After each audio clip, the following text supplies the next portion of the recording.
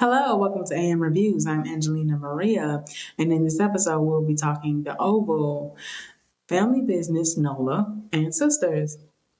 As y'all already know, I say this practically every episode. Now, this is just a podcast, so I could talk about sisters. But anyway, let's talk about the first thing on the docket. The Oval, episode 6-6. Just a few things. It's nothing, in my opinion, went off too heavy except for towards the end, which I will, of course, talk about that. But as I see that they've been doing in season 6, they're doing they're bringing some old characters back. I noticed that, like the past few episodes, they brought back Lily and her little storyline with Bobby, and even the little excuse me, um, the military guy or whatever the heck his name is, cannot think of it at the moment. But they brought him back or whatever. So I guess her whole storyline with her dynamic with Donald and Kyle and Bobby and that just whole whatever, thought it was dead, but who knows? Apparently that might be coming back. And not only just her, they brought back Sharon. Sharon popped up at the house and was looking for Dale and mostly she was looking for Miss Nancy, but she couldn't find Miss Nancy. So, Dale ended up answering the phone or whatever because Miss Nancy was in the bank. Spoiler alert if you ain't seen the episode yet. My bad. But yeah, so brought her back. And I like how they addressed it, unlike how they did Lily. I like how they addressed it. He was like, wait, weren't you in jail? Like, what went on with that? What happened with that? And I do like that, that they actually addressed it. Because Tyler Perry, I love him. But sometimes when he brings back a character or shifts a character, he don't address it. He just be like, this is this now. And it's like, can we at least address the elephant in the room? It's big, it's purple, and it's making a lot of noise. I hear not do that. Just be like, I know elephant. Anyway, but okay, yeah. But speaking of Dale, I'm gonna be honest. Him and Nancy got on my nerve. Nancy, I have said this time and time again, episode to episode. She turned out to be the worst character on the show. And what I do not understand about her is she is, in her mind, completely absolved of all of the blame that is the demise of her relationship. Like, you don't recall sleeping with, once again, I've been saying this for episodes. So you don't recall sleeping with your husband's father and then making a baby and then continuously doing it, and then getting your grandchild kidnapped. Like, you are really the demise of your entire family. She single-handedly is the demise of her entire family. Like, her son is dead because of her. The first and the second one, low key. Because if I'm being honest with you, I think had she raised the second one honestly, he probably would have been raised better, possibly, and he probably wouldn't be dead. And then the second one, he was looking for Callie. Why was he looking for Callie? Because she didn't listen to the son and let Ruth come get Callie. And by Ruth getting Callie, that got her in the Rackadoochies, which made him feel like his child got abducted and he felt like he had to save his baby, which got him killed. And then they got her looking for him. And then by her looking for him, it got her drugged. And then when she got drugged, to get off the drugs, she started speaking the truth and started telling the secret that didn't nobody know exist, especially her husband. And got to saying really crazy things to him, which made him not only look at her crazy, but even his own dad. It's just like, girl, did you forget? Like, it's just like, did you forget? And I don't know what to say about that lady. I really don't know what to say about her. So, but anyway, back to that. Speaking of somebody, I don't know, that child. Now, mind you, since the end of season 5, early season 6, homeboy Dale been saying to Alan, I can't tell you on the phone. I can't talk about it on the phone. It's too serious. You can't talk about this, that, and third on the phone. But you think talking about somebody killing their daddy, committing a murderous act, that's the thing you want to talk about on the phone. And then it isn't like he called his personal cell phone. He called the White House. Now, mind you, you live in Richard's house because she ain't got no job. You watch her not have a job because she's taking all of his money out of his account just because her name happens to be on it. And you're looking at this. You're witnessing it. You know it. And this man is letting you sleep in his house that he pays for, and you call his job, which just so happened to be the White House, and tell them people he killed his daddy, and you the witness. Really, Dale? You couldn't talk about none of the other stuff that went on in the White House or had anything to do in the White House or was related to the White House. You were silent. You had sense. But you thought that was the thing to run your mouth about. I don't know what to say. It's like, what? And then back to Miss Nancy. She throwing the man money in the streets and then talking about, and then Dad was like, dang, we gonna spend up all the money. She gonna sit there and say that ain't even all of it. That's just the savings. So you gonna literally destroy this man in each and every way you can and wonder why he don't want to be married to you no more. You watched him kill his daddy. Do you want to be next? In his mind, he really ain't got too much more to live for. I mean, we could make you disappear too. Just moving on. Moving on. Last but not least, about Oval, is, Hunter, he's feeling better. He's been feeling better or whatever. He got into the Oval, like the last episode, technically the telling last episode, going into this episode. And he pretty much lets, baby, I was gonna say Olivia. I don't know who the heck that is. Victoria and Eli. He let them know, like he let his presence be known and things of that nature. I'm gonna say this, and maybe I'm doing too much, and maybe I'm thinking too much. If you watch this episode live in real time, around what the time it comes out, when I say live in real time, it's Black History Month. Okay, Hunter is white. For those who don't know, his wife is Black, as is his vice president, Black. Now, I understand he feel like they did him away, they did him wrong, and they did play a hand, especially Victoria. Eli too, honestly, but he wanted them dead.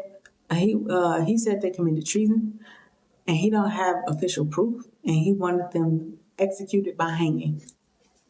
I'm gonna say this, Tyler Perry. Being a Black man from the South, you would think that you would not write it where a white man deems it appropriate to hang two Black people in the Oval Office. You would think that. Especially when the episode airs in the middle of Black History Month. In my opinion, it is tacky. In my opinion. I wouldn't have wrote it at all. Period. I don't care if it came out on the 4th of July, I wouldn't have wrote it. Let alone in the middle of Black History Month. I just wouldn't have wrote that mess. Because, now mind you, do I think Tyler Perry was being racist? No. Do I think, we have to be mindful. Even though I love Sistas, just to tip it on that. He wrote an episode where white men thought was 100% white men. He wrote a white man cussed Mignon out, aka Danny, and called her every N-word in the book. Gals too. He wrote that and thought that was okay. And to be honest, we said nothing. And we was like, oh, that's crazy. Preston family crazy. And it's just like Tyler Perry, as a Black person, you do have I want to say due diligence to kind of be mindful. It's giving Quentin Tarantino a little bit. Like when Quentin Tarantino writes stuff and he always got the N-word going, the N-word flying, it's like, why? Like, what? Like, why? And it's like, for you to have them hanged in our history, in Black history, there are a lot of Black, because like I said, he didn't have official evidence. He felt this. Do you know how many Black bodies were hanged / lynched because a white man felt the way? And you wrote it into your show and thought that was appropriate to do, and it aired in the middle of Black History Month. Maybe I'm thinking too far into it. Maybe I'm doing too much. But I'm just saying, we gotta be a little more careful. That's my tidbit on Oval 66. Moving on. Next on the docket is Family Business NOLA, or New Orleans, and episode 1-5, well, season 1, episode 5. And I just got a few things on that as well. So Mr. Jean LeBlanc, I think it's, yeah, they say Jean. Did they say Jean? They say Jean. My bad. My bad. Mr. Jean LeBlanc, he done got himself arrested because he done messed around and he asked Skunk like what was going on with his brother Pierre. Skunk was like, I want the 100K, so I'm a snitch. Stupid, by the way. It's just my opinion. So now, mind you, he done told Skunk, okay, well, you're going to have to face the people at the Blues. He didn't want to face nobody. Oh, so you want to tell me that this, that, and the third don't went on, but you don't want to face nobody? Okay, well, you're going to at least face Floyd. Floyd playing golf? Cool. You're going to at least face him.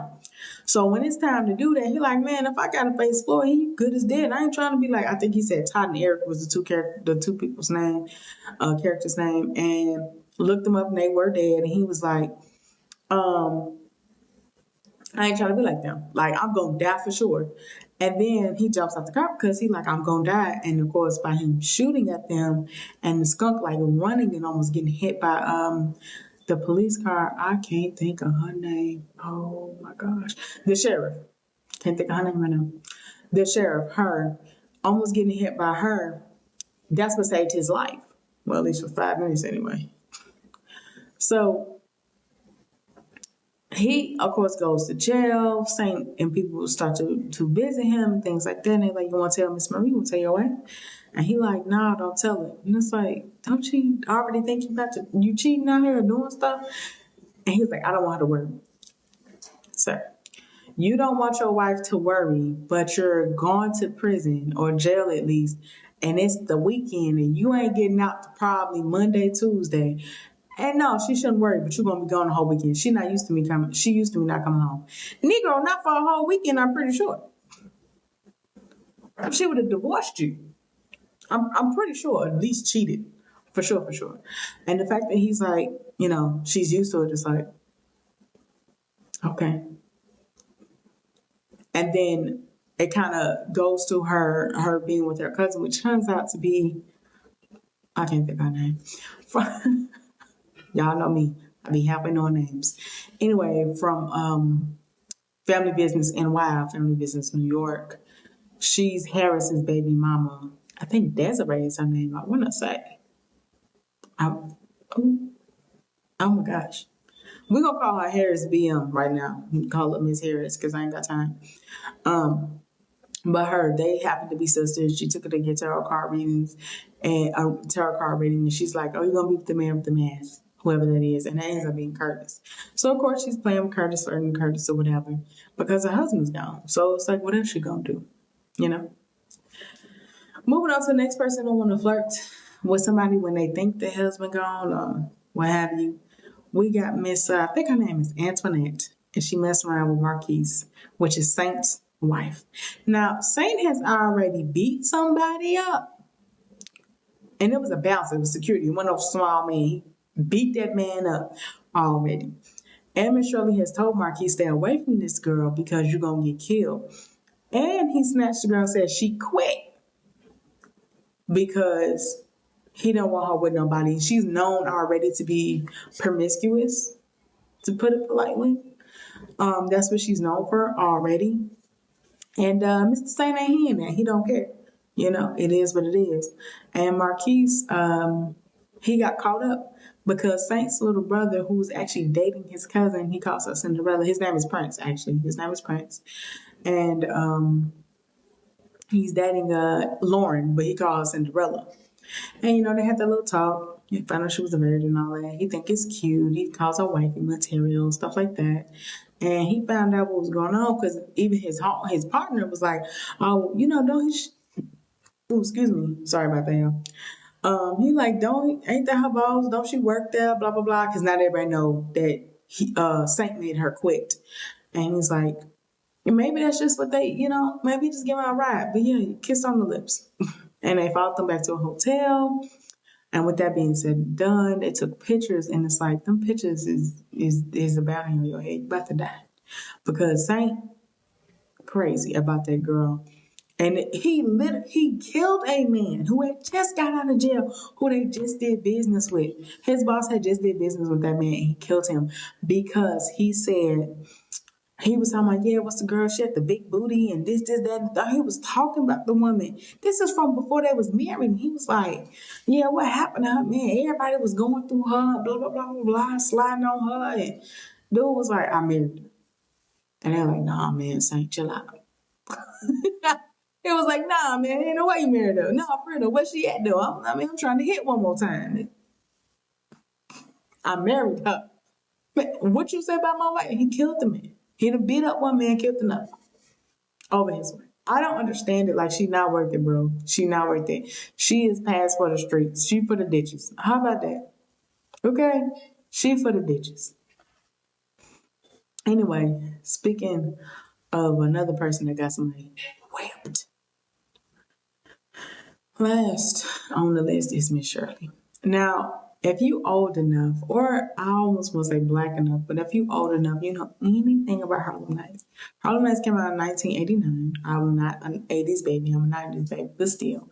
If you old enough, you might know what Harlem Nights is. And Harlem Nights is a movie with Richard Pryor, Eddie Murphy, Charlie Murphy's in that joint, Robin Harris is in there. You got Della Reese, you got Red Fox. Shoot, you got Arsenio Hall, you got Tommy from Martin. I can't think his name is literally Tommy. I just can't think of his Tommy Ford. I want to say it's his actual name. His name is Tommy Ford, but Tommy from Martin. If it ain't Tommy Ford, I'm trying to think of everybody's. Oh, Jasmine Guy, who plays Willie from A Different World. Like, the fact that I could practically didn't know his cast is crazy. And Leela Bashan, who actually plays Shirley on Family Business. I think I about named everybody. Like, actually, the Jenny from the Jeffersons, she plays Richard Pryor's wife. I don't know her real name, so I am not gonna mess it up. But yeah, I think I named everybody. Just about. Did I say Arsenio Hall? Because he in that too. He is. I think I named every black character in there. Only ones I can tell you I probably don't know are the Caucasian. Matter of fact, Larry, another person in that film, Larry from Family Business, the crazy uncle, he's also in there as the stuttering boxer. It is hilarious. It is the funniest thing. His name is Stan something. Stan Shaw. That's his real name, Stan Shaw. See, 30, like I said, I can name practically the whole cast. So if you're old enough to know what that is, I haven't seen it. There's a scene. I'm getting to a point. That's why I'm talking about Harlem Nights. It's a point to this. It's a direct correlation or connection between the two. So if you ever seen it, it's they wanted to trap the white dude that played the cop, right? The racist cop. The dude that was under him that was like help run the drugs. No, the Italian mobster, his guy that was like running the drugs and doing stuff. They wanted to trap him. I think his name was Biggs or Bugs or something. They wanted to trap one of his people. And they was like, well, we need to get him a woman. So Bill was like, I got the perfect one. Her name's Sunshine. And it was like, well, why they call her Sunshine? And she said, well, she got in between her legs. It's so good that if you threw it up in the air, it turned into sunshine. So everybody know that famous scene where he was like, yeah, he called at the rollover, he called, and he like, yeah, put your mama on the phone. Yeah, I ain't never come home. And that scene. But mind you, the actress that played Sunshine, they stopped their man from coming home and said, yeah, I ain't never come home. It's Shirley. It's Shirley, same actress, Leela Rashawn. And the funny thing about this is, so you got Orlando Jones' character, aka Gabriel, because his real name is Orlando Jones, but the character's name is Gabriel. And you have him, and he's like, "Oh, I'll pay you $100,000, and I'll do this, I'll do that." I done had men looking for you, like, baby, I'm looking for you for years, and it's like he invested a lot of money to go getting this one, finding her at least. So in this episode, he's at her house. He's at her gate outside her house, or whenever her house is gated. So he was like, I'm expecting to see you come out the house. Why are you pulling up to your house? Must be a long night. And she was like, that ain't none of your business. Why'd you leave me up? Like, how you know where I live? And he's like, I had private eyes. I told you this. So he's like, seeing your house $100,000 was offensive. I should have did $500,000. What? And then she's like, I don't do that. Like, what about, I don't do that no more because Shirley, just a bit of backstory, used to be in a brothel Big Sam's, almost like the same one that Chippy was in. I don't know if they knew each other. So I'm assuming she married a Duncan, because you know how them Duncan men are. They love a woman to come up out the brothel. I don't understand why, but that's just what they do. So cool. She was his first apparently. So he's like, I pay you 500,000. And she's like, who pays $500,000 to sleep with somebody? He was like, I really want to sleep with you. She was like, now mind you, this desert eagle done been in this man's face already, in his back and his nose. And he don't care. And she told him, I don't care if you give me 10 million, I ain't doing it. I don't care if you last minute, I ain't doing it. She was like, now get out. Like, bro, leave, move around, because next time I ain't gonna be talking, it's gonna be trigger pull. He walked up on it, put his body to the barrel, and was like, some things are worth dying for. He done pretty much hit Shirley with the, I like you and I want you. We could do this the easy way or the hard way. But the choice is yours. This man done pretty much hit her with, you might as well just don't comply, because he almost hit her with Ronnie from Players Club. You either gonna give it to me or I'm gonna take it. Because the way he come to her is like, sir, I don't want to do this. And he look like that's a you problem. Because she told him that's your fantasy, not mine. And he looking at her like, no. The problem is yours, not mine. Like, it's really kind of crazy, because I want to see how this goes with Gabriel, because he is like persistent. And it's like, all right, bro, you can't pay her nothing to make her go back to that life. She done pulled a gun out on you more than once. And it's like, bro, she even think you crazy. And it's like, but it's just like, let it go, sir. Let it go. Let it go. But I'm gonna be honest. Before I let this go and move on to the next thing, I don't think Gabriel just into her because he want to sleep with her. Now, don't get me wrong. He probably find her as an attractive woman, and he probably does want to see what it's like. But I think he's something else. Like, I think it's more than that. Because ain't no man finna do all that just because he want to lay on top of no woman. I'm sorry. Because if that's the case, if you that invested, you're gonna end up getting violent. I'm sorry. Possibly. Or he would have came with her different. Like, he would have finessed her. And the fact that you so, I don't know. Gabriel, I feel like he's going to be a very interesting character, especially since the way Carl Weber likes to write family business and stuff like that. He going to be interesting. And I feel like he ain't going away no time soon. Like, we're going to be dealing with him. I'm just saying. Anyway, moving on to the last thing on the docket. It happens to be Sistas season 8, episode 18. Like I said, the main reason why this podcast exists, so I can talk about this. I'm gonna talk about some of the girls on here. One being Andy. Was anybody shocked that Andy wasn't in love with Jordan? No. I'm sorry. I'm so sorry. Like, she's like, I'm in love with Robin. And it was like, no, duh, you was gonna be in love with Mickey Mouse before you was gonna be in love with Robin. Like, that's not shocking to nobody. That didn't shock me. He didn't have no game. He didn't have no swag. He had no power. You gotta think about it. Like, he was, I love you. And she looking at him like, what? Anyway, she didn't reciprocate. Like, no, she had been over Gary. All the stuff that Gary had done, the stuff that Gary had put her through. And I would give her this. Robin does have a different level of swagger. What she loved about Gary was his money. Like, he was a little protective, was turning into jealousy, but he had money. And then not only does Robin have more money than Gary, Robin has a swag that's like, girl, I ain't got to fight no dude over you. I know you coming. So it's a little different. Like, it's almost like she got to prove herself to be with him versus I have to, like, if you think about when she got with Robin, she didn't flaunt with other men. When she was with Gary, she would flirt and flaunt with other men to make Gary respond. Robin had such a swag about him. It was like, girl, please. Trust me, if you want to act goofy and don't want it, I got 5 other ones that's already on it. So it's like, it's different. It was like his swag matched her swag and almost superseded it. So there's that. And then Jordan was more of a simp. He just had money. He just had money and a little bit of status. And dealing with Gary and her, I ain't gonna lie, he lost all that. So she had nothing to be attracted to. The next person that we're gonna, she got on my nerve. I just next on it, Brenna. We don't want to hear no more about your eggs. We don't want to hear no more about his sperm. She legitimately told Paige. She don't even like Paige. Told Paige, and the thing that's blowing me, it is blowing me. She telling everybody about his sperm, but you're making it seem as if his sperm is dead or he's sterile, he's barren.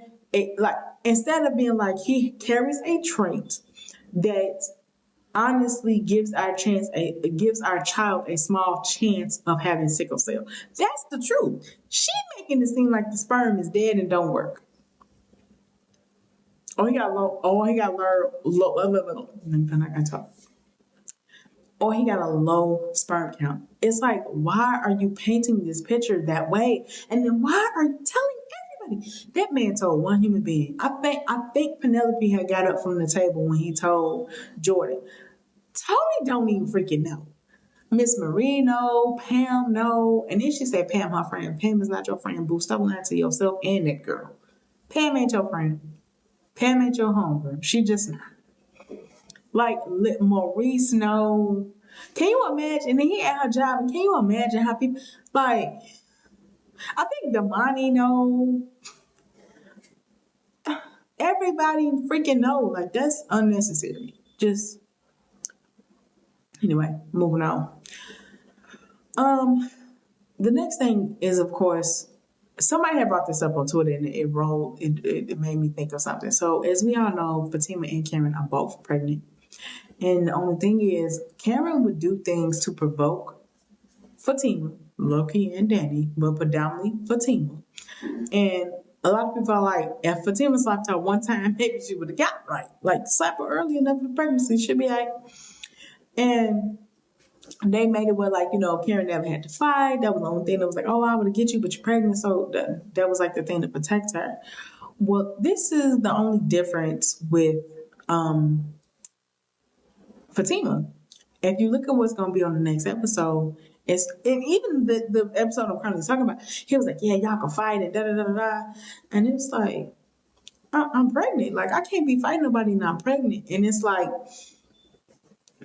that's going to be what's supposed might happen on the next episode. They got her fighting. It's like, so Fatima can fight while pregnant, but Karen could?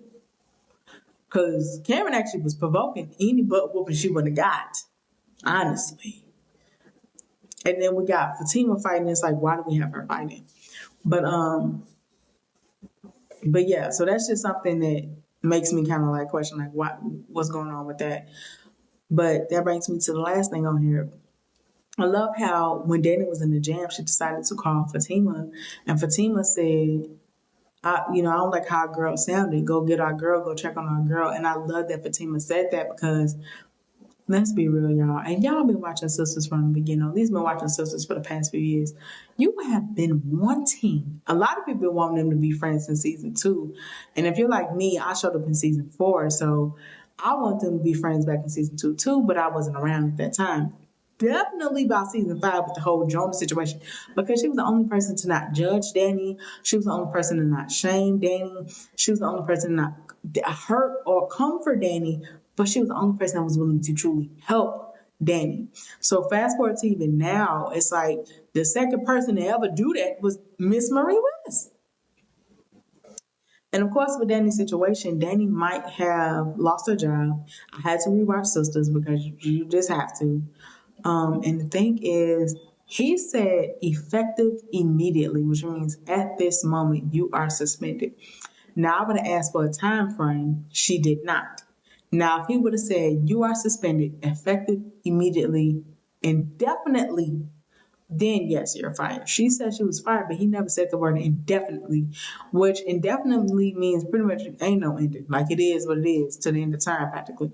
So it's like, he said effective immediately. So let's say she had a couple more hours left in her shift, or let's just say she only had 5 minutes left in her shift. From this moment forth, you are not supposed to be here. Get out. That's all that means. Like from this moment. Like if you suspended, don't come back tomorrow. That's different. That's like in school. Sometimes you get suspended, but you was able to finish your school day, and then your suspension started whatever. But if you were suspended effective immediately, that means it went into effect this moment right here, right now. That is a little bit of a difference. So, in my opinion, the way it was worded, she's not fired, but knowing the way it's going to be written, she will be. And what I will say is this, and it took me a second to think about it. So Danny got fired. Danny got or let's say she got fired, allegedly, possibly got fired, maybe not. Definitely got suspended. Got an HR case on her all because of Tony. Because last time I checked, Danny didn't want to be in that program, didn't know nothing about that program or anything like that. Tony put her in there, and that put HR on her. And then correct me if I'm wrong, ever since season 7, he was the one on her eating her out in front of customers. And she said, bro, I'm not going down with you on that. Even if you go to season 7, when they have sex on her desk, on his desk or whatever, she's like, what are you doing? What about your secretary? What about this? What about that? So you got to think about it. He had set that tone first. Danny was just following because Danny was like, I'm not going with that. What if we get caught? That turned me on. That turns you on. But mind you, the reason why you put her in the program was because you knew Danny's financial situation and you wanted your girl to be able to make more money. Now, if she gets suspended or lose her job, and let's just say she gets suspended for 2 weeks, that's a pay period. If she only get paid that 2 weeks, guess what? That's half the money she would have had for her rent. She's evicted now. Did you help her or did you hurt her? See what I'm saying? And then Danny wasn't even supposed to be at work that day because Danny had just had a panic attack, anxiety attack, and now is on anxiety medicine due to her therapist, which is a medical issue. And you put in paperwork, you filed in that the girl was supposed to be off and she came in anyway. So don't you think that maybe you could have told HR all that and at the bare minimum, Danny probably got rolled up? I'm just saying, there was a way to prevent that. Now that that took place, fine. I will say this to the writers, and I'm leaving it alone. I'm going to let this episode go. If they play this right, because I see she going to Andy and talk to Andy. If they play this right, Andy get her stuff reinstated. Andy and Fatima could defend Danny with Miss Marie's help. Not only can Danny get a settlement, Danny can either own part of that darn airline and be a boss and borderline fire him. Or she can at least get a settlement and chill out and find whatever job she wants to. Or it's a couple of possibilities. Or they could do her like they did Zach. Because they said she was writing she writes in her diary and they keep showing that. And they said she was writing like exotic stories or whatever. She could sell them and be like Maya and end up selling a book or sell something. And I feel like they could give her the glow up that they gave Zach, but she'll be more healed and be better. That's what I feel. Or she could work for Miss Marie. I just feel like if they write this right, she can get up out the airline and be better and be a boss because if you pay attention, all the girls elevated. Danny's the only one who hasn't yet. Andy Ben got a better place. Now it's going to be, had been like junior partner. Now she could be named partner. So senior partner for some companies, they call them senior partner. Then you got Karen. Karen's shop burned down, but that worked out for the better because she got a better shop and ended up going into business for herself with Pam with Rooster Riches. Then you got Sabrina. Sabrina sits up there and lost her job and had to go through and went to jail. But guess what? That made her a branch manager at a better bank. Because look at that bank. That bank looked way better than the bank they had at first. And then they like want her at this summit. They like the bank, Brookhaven is respecting her, doing stories on her. So of course they give someone notoriety, sorry. And then possibly giving her more money and things of that nature. Because baby, IVF ain't cheap. For those who don't know, IVF cost a pretty penny and apparently she got the money for it. So if you think about it, only person left is Danny. But if you think about it, all of them, some had to crash and burn and mess up. And Andy's was back in season 2 when it messed up, and FBI season 5 when they tried to take down Paris, and then again in season 7 FBI again. So it had to be like a fire. Danny never really had a fire in her professional life, only in her personal. This is the first time she ever dated a boss or did anything like that where her professional and her personal kind of blended. So it looked like it was gonna be that with Logan, but we never got it. So I feel like she's gonna have a glow up. Same thing with Zach. Zach had to have a fire. He had to lose it, he had to be in the shelter. Everybody had to be like this start over fire type thing. And I feel like if they write this correctly, especially with Miss Mary Willis liking Danny and respecting her, I feel like it could really go well for her. So let's see how they play this. Let's see how they play this. But anyway, y'all, that's been episode 8 of let me find out the name of the show. That's been episode 8 of AM Reviews. I'm Angelina Marie. I've been the host. Thank you so much for sitting with me. Hopefully y'all enjoy. Alrighty, y'all. See y'all next week. Okay, bye.